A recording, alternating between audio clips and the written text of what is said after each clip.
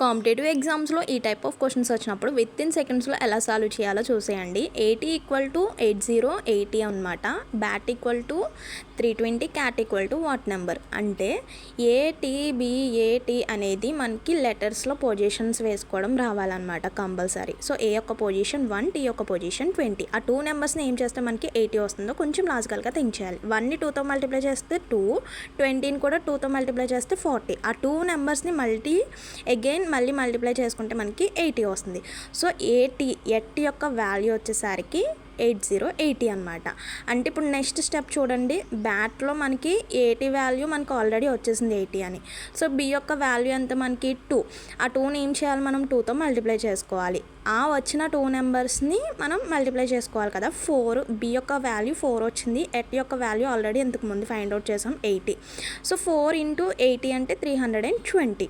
Logic అర్థమైంది కదా. Positions వేసుకొని వాటిని 2తో మల్టిప్లై చేసి అగైన్ ఆ వచ్చిన 2 వాల్యూస్ని మల్టిప్లై చేసుకోవాలి. సి యొక్క వాల్యూ అంతా 3. ఆ 3ని 2తో మల్టిప్లై చేసుకుంటే 6 వస్తుంది. ఎట్ యొక్క వాల్యూ ఇంతకుముందు మనం ఫైండ్ అవుట్ చేసాం కదా 80 అనేది. 6 × 80 చేసుకుంటే మనకి 480